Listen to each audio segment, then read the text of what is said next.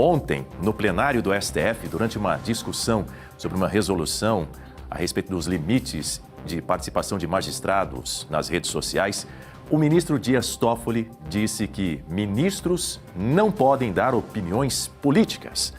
Já o ministro Alexandre de Moraes criticou os magistrados que querem ser influencers. É isso mesmo que você ouviu. A gente vai ver mais detalhes na matéria que o Fábio Tenreiro e eu preparamos para você. Em um país ainda ferido por crises institucionais e pela desconfiança generalizada nas estruturas de poder, as declarações feitas no plenário do Supremo Tribunal Federal soaram como um alerta e, para muitos, como um incômodo. Ao defenderem limites rigorosos à atuação de juízes e desembargadores nas redes sociais, os ministros Dias Toffoli e Alexandre de Moraes reacenderam um debate sensível. Até onde vai a liberdade de expressão de quem julga? E onde começa o risco do silêncio imposto pelo poder? Toffoli foi direto ao afirmar que magistrados não são livres para emitir opiniões político-eleitorais.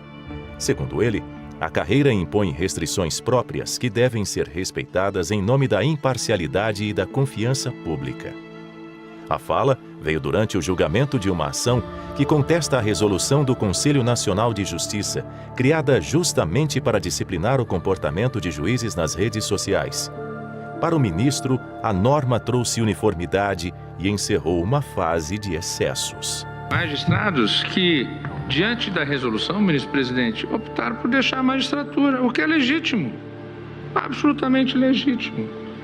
Olha, eu sou vocacionado à vida pública e eu não quero mais uma vida pública na magistratura. Eu quero a vida pública dando opiniões políticas livremente. Mas na magistratura nós não somos livres para dar opinião política partidária ou eleitoral. É disso que se trata. Alguns deles, tanto do lado da cor X quanto do lado da cor Y, tinham tempo de aposentar, se aposentaram e foram manifestar às ruas, nas redes sociais, as suas vocações políticas, as suas ideias políticas livremente. Mas enquanto na magistratura não tem como fazê-lo. Já Alexandre de Moraes seguiu a mesma linha, defendendo a resolução como um instrumento de segurança jurídica diante de episódios que classificou como absurdos. Em tom crítico, condenou magistrados que buscam protagonismo digital, agindo como influenciadores, e ressaltou que não existe carreira com mais garantias e estabilidade do que a magistratura. O que não pode no mundo real, não pode no mundo virtual. Por que ele não podia fazer isso e não pode fazer isso no mundo real e na rede social ele pode? É óbvio que não pode. Não há nenhuma carreira pública com tantas vedações como a magistratura. Já começam as vedações constitucionais. O magistrado não pode fazer mais nada na vida. Só o magistério. O magistério pode dar aulas, pode dar palestras. E como o magistrado só pode dar aulas e só pode dar palestras, passaram a demonizar palestras dadas por magistrados. Mas é justamente aí que mora a contradição que inquieta parte da sociedade. Quando ministros do topo do judiciário, figuras públicas com enorme poder institucional, afirmam que juízes devem se calar nas redes, a pergunta que fica é inevitável. Quem define o limite entre opinião e abuso? Entre prudência e censura? Entre imparcialidade e medo? Em tempos de hiperconectividade, as redes sociais se tornaram espaços centrais de debate público. Silenciar completamente vozes da magistratura pode soar para muitos como uma tentativa de blindagem excessiva que afasta ainda mais o judiciário da sociedade que lhe deveria servir. A toga, símbolo de autoridade e responsabilidade, não deveria ser também um símbolo de distanciamento absoluto da rede social. O STF afirma agir em nome da instituição, da ordem e da credibilidade. No entanto, ao endurecer o discurso contra manifestações individuais, corre o risco de reforçar a imagem de um judiciário fechado, avesso ao contraditório e pouco disposto a conviver com a pluralidade de ideias, justamente aquilo que a Constituição diz proteger. O debate está longe de ser simples. Entre o juiz militante e o juiz silenciado, existe um campo delicado que exige equilíbrio, transparência e, sobretudo, coerência. Porque, em uma democracia madura, limites são necessários, mas o silêncio imposto pelo poder, quando excessivo, também julga e condena a própria confiança pública. Bom, até o momento o placar está em 5-0. O ministro Luiz Fux, que é o próximo a votar, ele quer apresentar o seu posicionamento pessoalmente. O magistrado, no entanto, está com pneumonia. Os demais ministros vão aguardar o voto de Luiz Fux. Hora de receber os nossos comentaristas de hoje aqui no Jornal da Oeste, primeira edição. Bom dia, começando aqui pelo Marcos Vanucci, nosso comentarista especial, convidado especial aqui no Jornal da Oeste. Seja muito bem-vindo, bom dia para você. Muito bom dia, Daniel Vidal, muito bom dia a toda a audiência da Revista Oeste, do Jornal da Oeste, primeira edição, a colega que está na tela, sempre um prazer estar com vocês aqui da Oeste. Muito bem, bom dia, Guta Pini, seja bem-vinda mais uma vez, boa quinta-feira. Bom dia, Dani, bom dia, Vanucci, bom dia a toda a nossa audiência, vamos lá, mais uma edição do nosso jornal. Começo por você, Guta Pini. Quero a sua primeira análise a respeito desse julgamento que ocorre no Supremo Tribunal Federal, que pode validar restrições a magistrados quanto ao uso das redes sociais. Olha, Dani, eu entendo que a magistratura, ela precisa ser uma carreira que tem muita discrição. O juiz é aquele que vai julgar a conduta dos outros. Ele coloca o peso da lei na vida dos demais. Então, ele precisa, sim, ter uma postura discreta, coesa, sem exageros. Então, eu entendo que é da tradição da magistratura esse tipo de comportamento que se espera dos magistrados.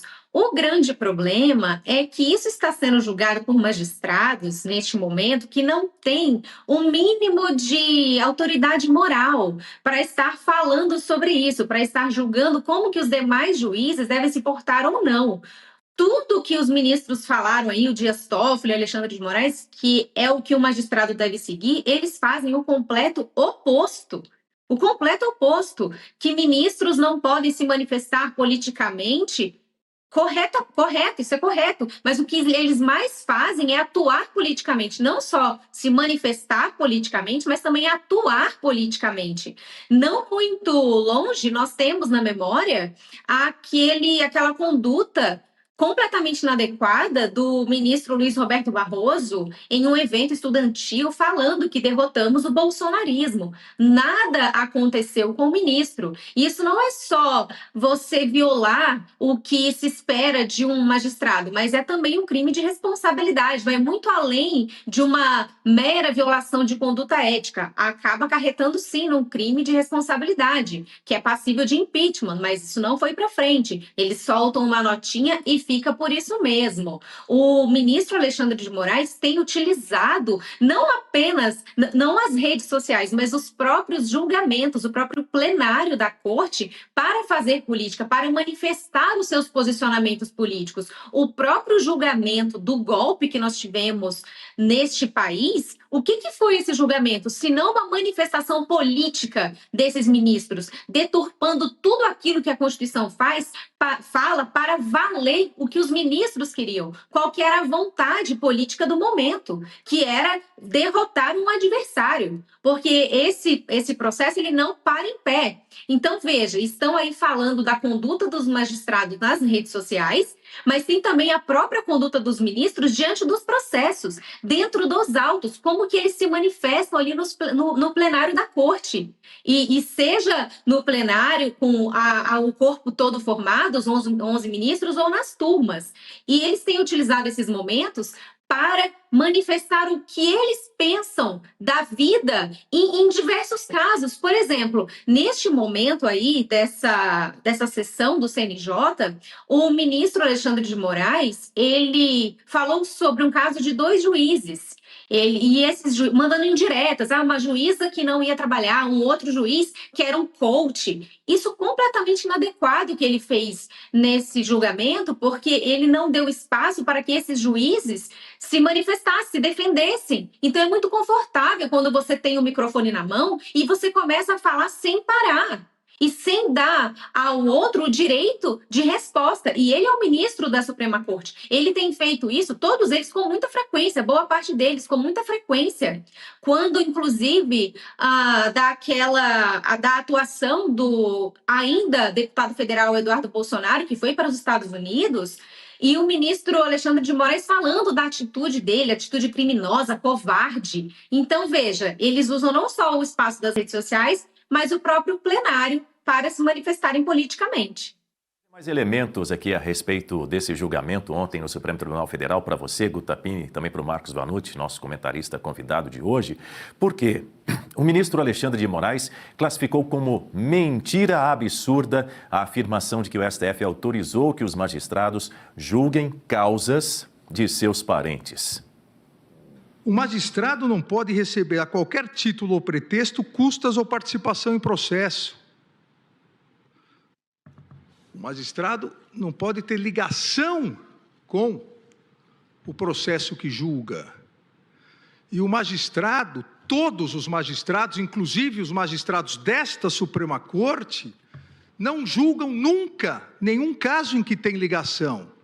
E aí, presidente, volta a má-fé. Porque aqui não se pode dizer nem que é má interpretação, a má-fé de muitas pessoas que querem prejudicar o Poder Judiciário e o Supremo Tribunal Federal, dizendo, e não se dão nem ao trabalho, que seja pelo menos uma má-fé honesta, se é que isso existe, de tentar disfarçar a ementa do julgamento, dizendo que esse tribunal autorizou os magistrados a julgarem casos onde seus parentes são advogados, dizendo que o tribunal, por 7-4, declarou inconstitucional uma norma e, a partir disso, se autorizou que um determinado ministro possa julgar um caso que a sua mulher ingressou, que o seu filho ingressou. Veja, a má-fé é evidente. A regra de impedimento é clara. O magistrado, desde a primeira instância, desde lá o juiz de Aguaí, até o Supremo Tribunal Federal, ele está impedido de julgar qualquer caso que tenha qualquer das partes ou advogados, seus parentes. Muito bem, Marcos Vanucci, de volta comigo aqui no telão, no Jornal da Oeste, primeira edição. Marcos Vanucci, o que acompanhamos há pouco nessa fala do ministro Alexandre de Moraes, o magistrado está acusando a imprensa de má-fé. Eu chamo as declarações do ministro Alexandre de Moraes, Daniel, de hipocrisia da toga. É disso que se trata. Ou ele considera todos nós, enquanto sociedade, como verdadeiros idiotas, ou nós estamos assistindo a declarações, não só dele, como de Toffoli e de outros ministros, fazendo papel de palhaços, né? Estamos aqui, literalmente, como palhaços. Eu pego uma carona no comentário da Guta, quando ela citou o fatídico a fatídica frase, né? Derrotamos o bolsonarismo. Recentemente, este cidadão que está na tela disse no evento da USP que eu já fiz o que eu tinha que fazer, rindo e sendo aplaudido, né, por futuros juristas, por futuros advogados que estariam aí sendo formados pela USP, se referindo à prisão do presidente Bolsonaro. Todo mundo lembra disso. Outro fato muito importante é que quando ele diz que parentes de ministros, que os ministros não podem julgar processos relativos ou possivelmente que tenham envolvimento com parentes, acho que vale a pena aqui um questionamento ao ministro Alexandre de Moraes em relação aos 129 milhões, né, que foram apontados pela Polícia Federal, e aqui quem faz esse apontamento Não sou eu, não é a Revista Oeste, é a própria Polícia Federal que investiga as fraudes do Banco Master e que identificou, né, a movimentação de 129 milhões em contratos que até hoje não foram devidamente explicados em nome de Viviane Barce de Moraes, esposa de Moraes. Mas se me permite, Daniel, eu volto ainda no final do ano passado, onde nós tivemos inúmeros casos, inclusive relativos ao próprio 8 de janeiro, quando o ministro atua como acusador, como investigador, como polícia, como juiz, né? É disso que se trata, Daniel? Será que ele teve de repente, um episódio de amnésia, onde ele aparece como vítima em vários processos, inclusive os relacionados à própria prisão do ex-presidente Bolsonaro e de outros militares, né? Se eu não me engano, que fazem parte do núcleo 1, sobre as acusações do suposto golpe. Então, ali, ele atua muito claramente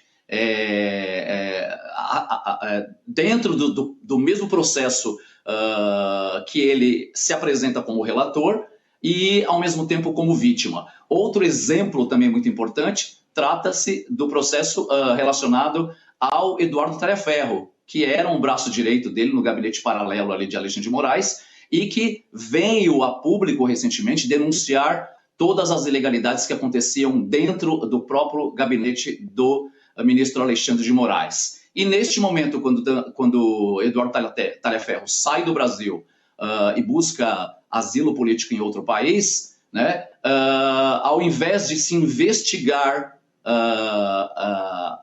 os dados, as provas apresentadas pelo Tagliaferro, não, inicia-se um outro inquérito para perseguir aquele que apresenta provas de tudo o que ocorria no interior deste gabinete paralelo aí de Alexandre de Moraes. Então, eu vejo literalmente como um deboche com a cara da sociedade. Eu acho que já passou da hora desses ministros colocarem o pé no freio, se colocarem em seus devidos lugares, evitarem essas invasões de prerrogativas, né, não atuarem de forma paralela, e aí eu me refiro mais politicamente, porque é o que a gente vem assistindo ao longo dos anos, uma atuação muito política por parte de todos os ministros, com raríssimas exceções, inclusive invadindo prerrogativas do próprio parlamento, tentando inclusive legislar no lugar daqueles que nós elegemos legitimamente. Então é muita hipocrisia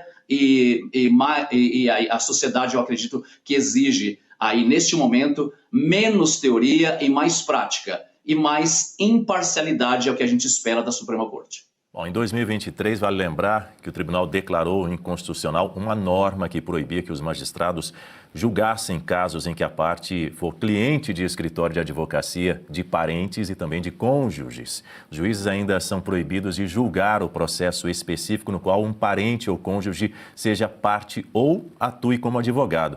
Agora, Guta Piña, a gente viu há pouco aí que durante o julgamento, o ministro Dias Toffoli concordou com Moraes. Ele defendeu juízes que são donos de empresas ou são fazendeiros, afirmando que, desde que não exerçam a administração, eles têm todo o direito de receber os seus lucros. Antes de ouvir você, vamos escutar na íntegra o que disse o ministro Dias Toffoli na defesa do direito dos ministros serem acionistas de empresas.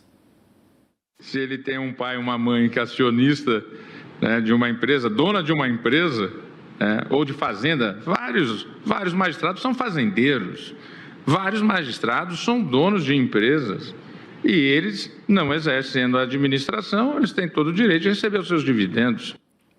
Pois é, Guta Piña, lembrando que o resort de luxo Taiaiá, em Ribeirão Claro, no estado do Paraná, foi ligado à família do ministro do Supremo Tribunal Federal por meio de empresas dos irmãos dele, o José Carlos e o José Eugênio Dias Toffoli, e de um primo, que é o Mário Humberto Degani. Hoje, o controle societário está com outra pessoa. No entanto, esse tema ganhou tração nos últimos tempos, nos últimos meses, porque funcionários do resort tratam Toffoli como dono, como patrão, segundo aquelas reportagens do Metrópolis e também do jornal Estado de São Paulo, do Estadão. Ele, inclusive, nós exibimos aqui recentemente, frequenta o local com muita regularidade, onde ele mantém uma casa, inclusive, numa área exclusiva, que tem ali ponto próximo, tem embarcação atracada, tem uso de áreas privativas também.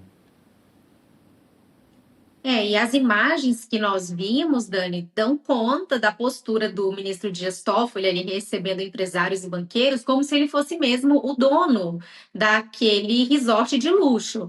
Então, chama muito a atenção ver como que o ministro ele fala sobre as propriedades que podem ter de parentes. Ele falou de se a mãe ou o filho, enfim, é proprietário de algum imóvel, enfim, tem algum negócio, mas esse juiz não faz a administração, então não tem problema. Então, assim, essa fala dele, sem nenhum tipo de constrangimento, tendo ciência que no Brasil hoje não se fala de outra coisa, a não ser dessa suposta propriedade do ministro, então isso realmente nos causa alguma espécie, porque veja só, tanto o ministro Dias Toffoli quanto o ministro Alexandre de Moraes, que protagonizaram essas falas tão repercutidas no dia de ontem, estavam completamente confortáveis falando sobre esses temas. O ministro Alexandre de Moraes trazendo ao debate essa questão da advocacia, quando a sua esposa tem esse contrato muito mal explicado de 129 milhões de reais, e o ministro Dias Toffoli com esse envolvimento aí suspeito com esse resort, e os dois tratando de temas que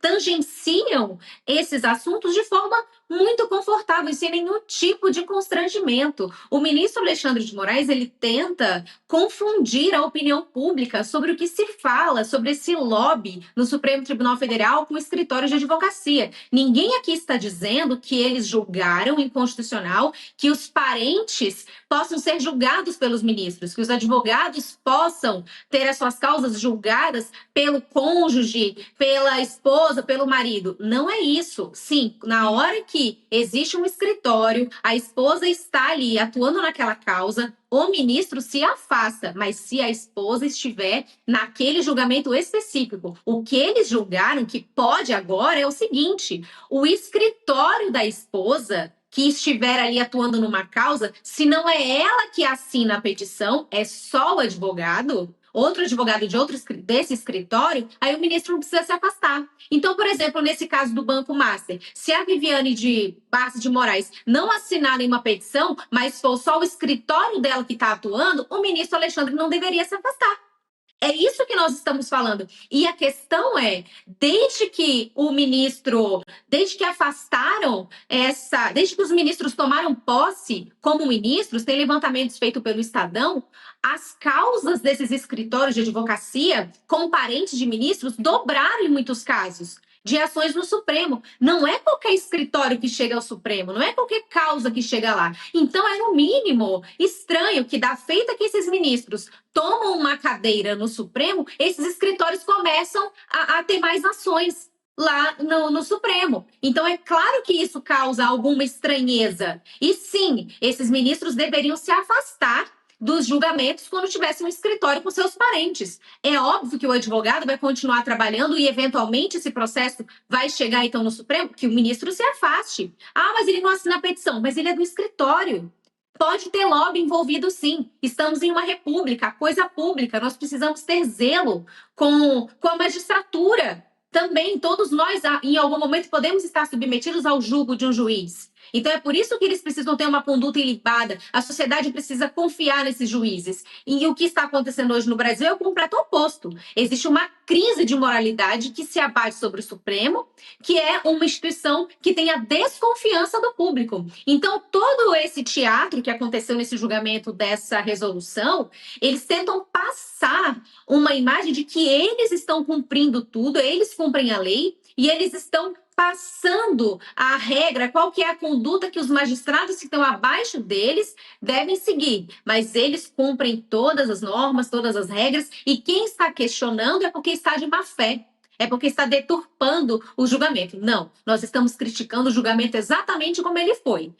Escritórios com parentes de ministros, não deveriam ter os seus processos julgados por este ministro. É isso que nós estamos falando. Agora, vejam só como eles estão confortáveis de se manifestar sobre esses temas, mesmo com eles, com esse alvo nas costas. A imprensa não para de falar dessa questão do contrato de 129 milhões da esposa de Alexandre de Moraes e esse envolvimento do Dias Toffoli com o resort, que estava no nome dos seus irmãos, e ao que tudo indica, eles eram laranjas. E mesmo assim, eles falam tranquilamente. Isso aí passa a imagem de quê? Que eles sabem que nada vai acontecer com eles. É uma sensação de impunidade, que eles estão acima da lei, que eles podem fazer tudo. Não tem outra explicação. Porque se você está no alvo do debate, eu imagino que a pessoa deveria, no mínimo, ter alguma discrição. Faz o julgamento aí dessa resolução sem entrar muito no detalhe, mas não.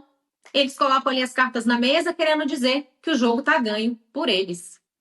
Quero dar voz à nossa audiência, a opinião de você que está nos acompanhando aqui no Jornal da Oeste, primeira edição. Muito obrigado pela sua participação. São quase 4 mil telas, mais de 4 mil telas agora, acompanhando essa edição do nosso telejornal. Obrigado a você que segue conosco. Vamos juntos até às 10 horas da manhã. Antes da gente seguir com os nossos assuntos dessa edição, vou registrar aqui a participação, comentário, a opinião da nossa espectadora, a Ana Bento, dizendo o seguinte: eles não se incluem no conceito de magistrado. É a opinião da nossa espectadora, da Ana Bento, a quem eu agradeço pela participação. Daqui a pouco a gente vai ter aqui uma entrevista com a advogada que representa um dos condenados pelo 8 de janeiro. O homem é um barbeiro com doença autoimune, condenado a 16 anos de prisão. Ele está buscando o regime domiciliar no Supremo Tribunal Federal. Ele está doente, muito doente, em uma ala com outros presos com doenças infecto-contagiosas. Daqui a pouco a gente vai conversar com a advogada que atua na defesa desse homem. Mas, seguindo aqui com os nossos assuntos, o ministro Alexandre de Moraes, nesse mesmo julgamento, mencionou 2 episódios envolvendo juízes para justificar o seu voto para validar restrições aos juízes nas redes sociais. Vamos ouvir. Havia, naquela época, magistrados e magistradas, inclusive uma magistrada, que na comarca não aparecia para trabalhar, mas no programa Todo Dia da Jovem Pan, para comentar o cenário político e apoiar um determinado candidato, se sentia à vontade. Olha, isso é vedado pela Constituição e pela LOMAN, não precisaria nem essa resolução.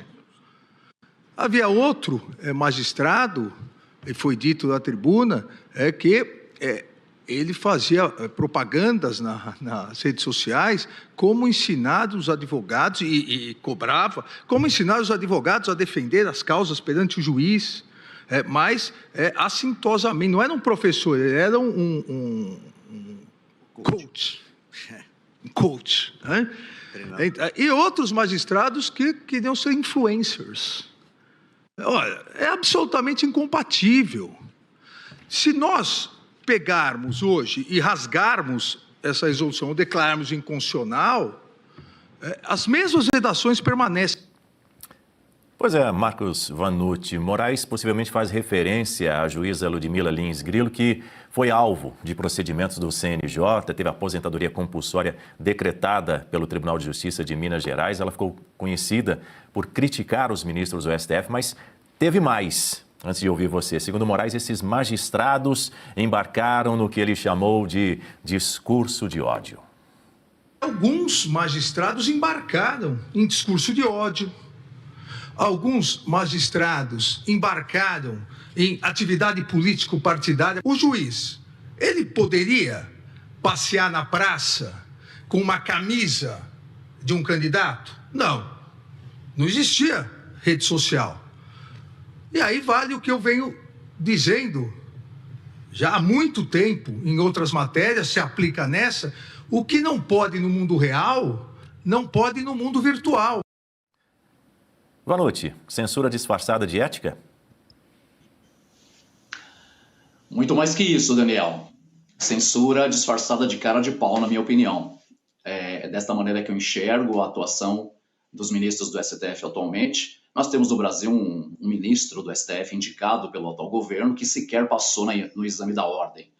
Então, por esta baliza, a gente já consegue entender a verdadeira desmoralização do Poder Judiciário, da Suprema Corte perante a sociedade brasileira. É disso que se trata, é isso que precisamos dizer. A sociedade brasileira está farta da atuação política de magistrados que se dizem e que se colocam como os verdadeiros donos da verdade.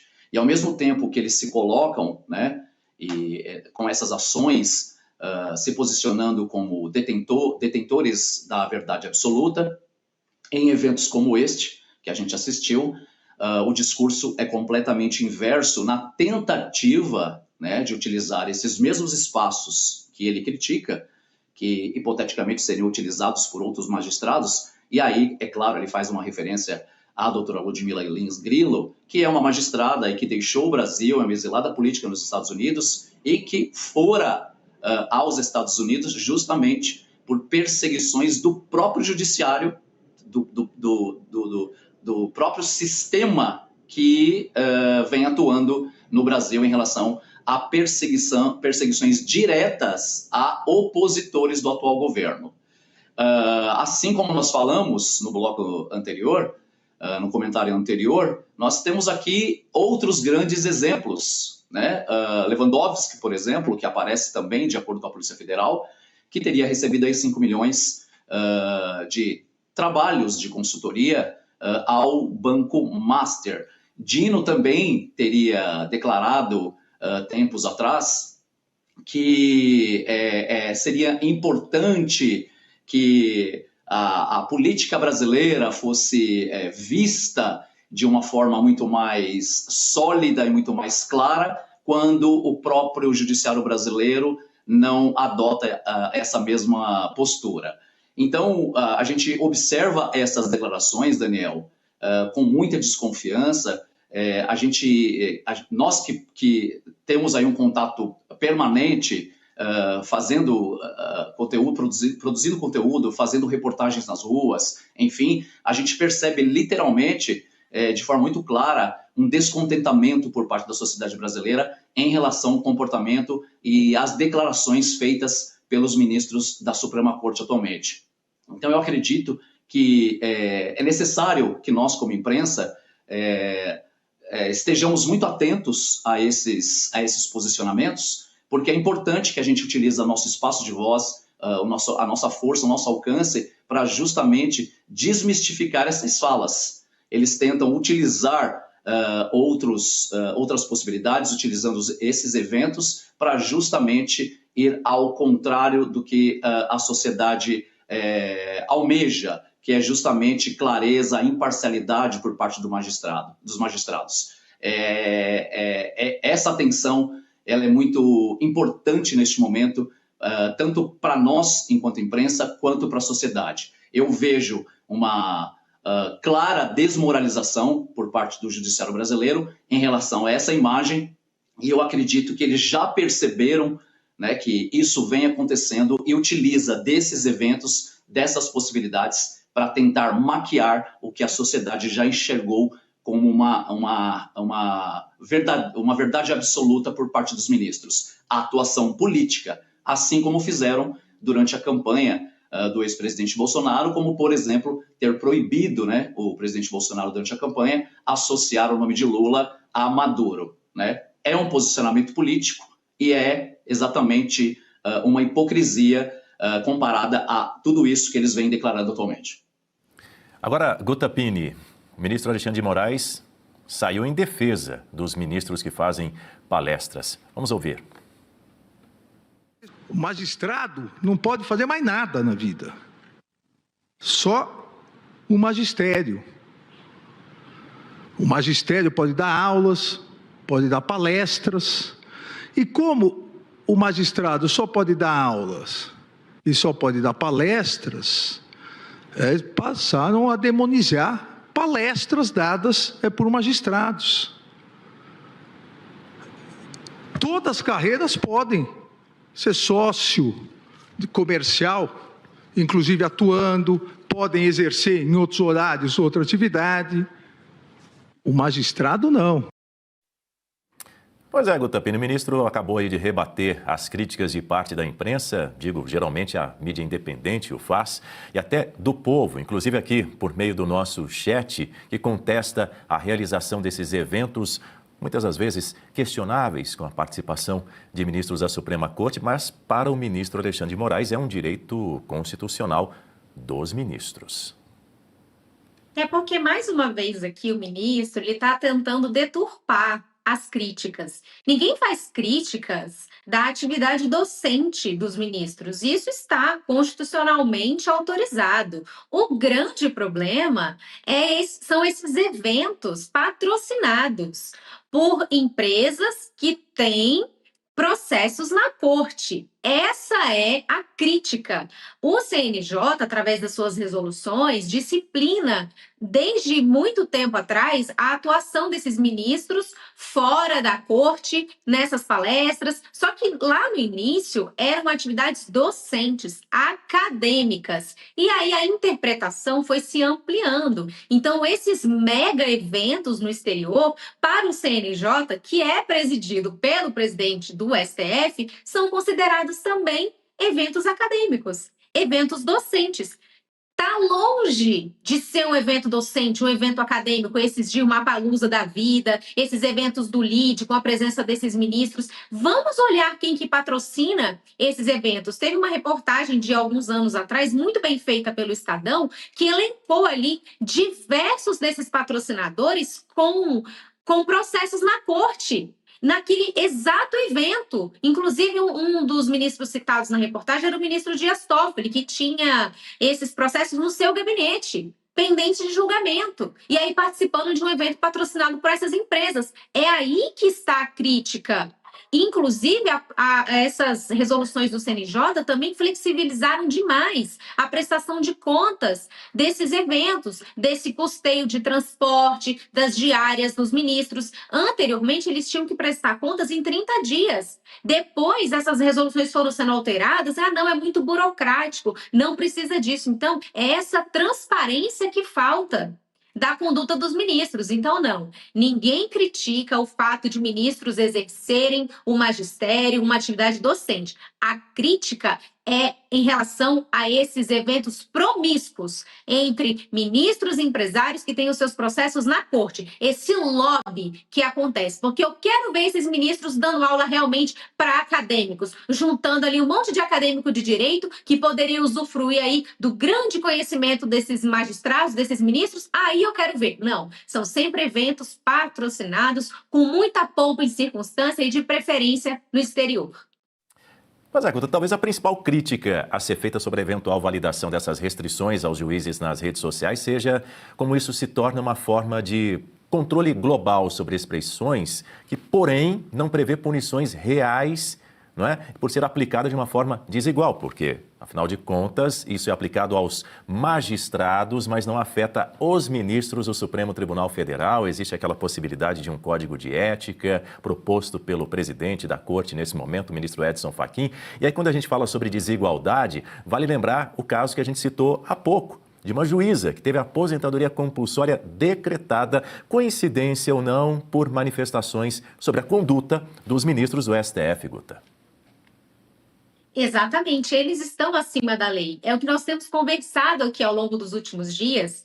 O Supremo Tribunal Federal preside o CNJ, eles editam dezenas de resoluções, limitando a atuação dos magistrados, dos juízes ao redor de todo o país, mas eles não se submetem ao CNJ, eles não se submetem a nada. Não existe controle. O próprio ministro Edson Fachin, quando trouxe à baila essa questão da discussão do Código de Ética, ele disse que se o Supremo não fizesse Código de Ética, eles estariam submetidos a um controle externo, que seria o controle do Senado. Então, assim, para que a gente não se submeta a esse controle externo, vamos fazer a nossa autotutela, o nosso autocontrole. Veja, com Código de Ética ou sem Código de Ética, o Senado deveria poder fazer o seu trabalho, deveria fazer o seu trabalho, independente de qualquer conduta de ética, qualquer documento feito ali dentro do Supremo Tribunal Federal, um código de ética. Uma coisa também é a lei do impeachment, que ela tem que ser levada a efeito pelo Senado. Mas o que parece? Eles estão querendo usar esse código de ética como uma escusa, como um escudo. Não, aqui nós já temos o nosso código de ética, a gente se resolve aqui entre nós mesmos. Percebam, esse é o objetivo, é que o Senado não venha fazer o seu trabalho. Mas, no contexto que nós vivemos hoje no país, talvez nem precisasse mesmo desse escudo. Esse escudo já existe. Quem que está vendo uma movimentação no Senado para frear a conduta dos ministros? Não tem. Pois é, Guta Pini, inclusive a respeito desse código de ética, código de conduta, como queira chamar, o ministro Edson Fachin, que é o presidente da Suprema Corte atualmente, ele cancelou uma reunião que havia sido marcada para a semana que vem. Aliás, ele remarcou isso, uma reunião que iria acontecer, salvo engano, no dia 12 de fevereiro, para discutir esse novo código de ética do Supremo Tribunal Federal. A decisão foi comunicada aos demais ministros, não tem uma nova data definida, com a promessa de remarcação para depois do Carnaval. Oficialmente, o motivo é um ajuste na agenda de Fachin, mas, conforme o blog de Valdo Cruz e também da jornalista Mônica Bergamo na Folha de São Paulo, especulações apontam para a falta de quórum devido àquelas resistências internas que a gente já comentou bastante aqui no nosso jornal. Os ministros liderados por Gilmar Mendes que expressaram um certo incômodo com a proposta vista como rigidez na função judicial. O código relatado por Carmen Lúcia é a bandeira, a gente sabe, ele anunciou isso recentemente, a bandeira pela qual Fachin trabalha nesse ano de 2026 em busca da suposta autocorreção do tribunal. Eu pergunto a você, Guta Pini, essa medida expõe as dificuldades para um consenso no STF sobre o tema, não? E ficou muito claro quem faz parte desse lado ali do Supremo que não quer o Código de Ética. E está muito claro depois desse julgamento, dessa resolução, que, enfim, está suspenso, mas o fato é que o ministro Dias Toffoli e o ministro Alexandre de Moraes certamente fazem parte da ala daqueles que não querem nenhum código de conduta, que não é necessário, tem a Constituição e a LOMAN, e realmente tem o fato que eles não observam. Se eles observassem o que está na Constituição Federal, se eles observassem o que está na LOMAN, que é a Lei Orgânica da Magistratura, nada do que nós estamos vivendo hoje no Brasil, nós estaremos vivendo. Mas não, eles começaram a atuar politicamente, inclusive, não só nessa atuação de se manifestar e ir aos autos, e fora dos autos, atuar politicamente, mas também na própria atuação do Supremo, entendendo que eles podem se manifestar sobre políticas públicas, usurpando as competências de outros poderes. O próprio ministro Gilmar Mendes, nesse julgamento, diz que, olha, tudo bem, tem que ter esses limites nos juízes, mas nós podemos sim tratar de políticas públicas. Não pode. Então, vocês vejam, eles querem colocar algum limite para a atuação dos outros ministros, mas são limites dentro daquilo que ainda os deixe confortáveis. Porque se tem um tribunal que se manifesta sobre política pública, é o Supremo Tribunal Federal. Eles se manifestaram sobre como os estados devem resolver a questão de moradores de rua. Eles entraram na questão de porte de armas. Eles entram na questão do marco temporal. Eles entram na questão de regulamentação de redes sociais. Eles entram em tudo. E agora, inclusive, na semana passada, ou retrasada, houve reunião entre o presidente da República e o ministro Alexandre de Moraes para tratarem de segurança pública.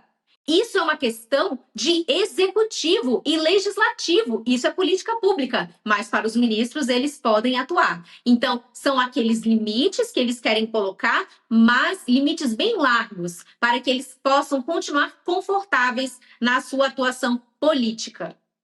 Bom, Rodrigo Constantino e Guta Pini seguem comigo aqui no Jornal da Oeste, primeira edição. Lembrando que consta até o momento, o placar está em 5-0. O ministro Luiz Fux é o próximo a votar, ele quer apresentar o seu posicionamento pessoalmente, mas o magistrado, ele está com pneumonia, está afastado nesse momento da Suprema Corte e os demais ministros vão aguardar esse voto do Fux.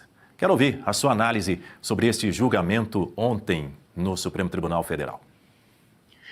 Bom, serviu pelo menos já para dar um recado para o ministro Edson Fachin, que cancelou o almoço que teria com os ministros hoje para falar do tal código de conduta, o código de ética, né? O recado foi absorvido pelo Fachin. O ministro Alexandre de Moraes foi muito claro, né, em relação a isso. Já tem restrição demais. Não fiquem demonizando palestras.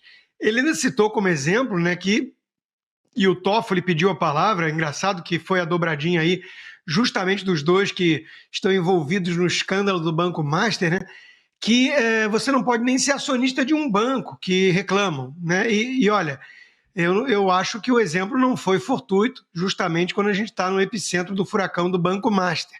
Se compra ações de um banco, você é acionista do banco. Qual o problema, né? O Toffoli mencionou que muitos magistrados são fazendeiros, muitos, né? Eu conheço um no STF, né, que é um fazendeiro famoso no Mato Grosso, e que, aliás, adora dar entrevistas, falar suas opiniões políticas, inclusive sobre o sistema que o Brasil vive. Ele acha que tinha que mudar para semipresidencialismo. Olha, esse fala mais do que devia, sem dúvida. Então, Daniel, juntando tudo isso, é uma tremenda cara de pau. Me soou como uma reclamação, ainda bancando a vítima, né? Do tipo, olha, nós não podemos nem ser donos de negócios e vocês reclamam, né? Talvez é um apelo para poder tirar logo os laranjas do caminho, né? São intermediários. No caso do Alexandre de Moraes, a sua esposa, que não tem grande experiência, né, jurídica, ela é dona de um escritório junto com os 2 filhos do casal, que fechou um contrato de 3,6 milhões de reais por mês com o Banco Master, sem atuar basicamente em caso algum com o banco, né? Então, para que manter a dona Viviane de Bassi como intermediária? Ele deveria logo poder ser o acionista do escritório.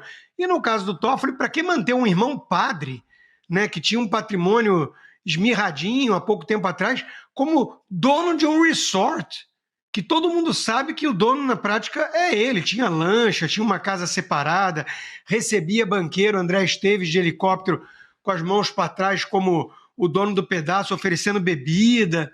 Aliás, tinha um cassino ilegal com blackjack, mas isso é um detalhe, né? Para que manter os irmãos como laranja? Ele logo devia poder assumir que é da rede de hotelaria, além do magistrado que ele exerce, né, no STF. Então, veja, Daniel, nós estamos diante de um descalabro. O Brasil é um país doente. Se você avalia o que acontece nos Estados Unidos, os juízes da Corte Suprema, que são juízes de verdade, justice, né, eles são discretos. Acima de tudo, eles são discretos. E se surgir um escândalo que chegue a 10% do que nós estamos vendo envolvendo o Alexandre de Moraes e o Toffoli, mas olha, não tem a menor dúvida que esse Justice já teria sofrido impeachment e estaria no banco dos réus. Então, o Brasil, como diz o filho do próprio Ricardo Lewandowski, é um país que não tem lei nem justiça.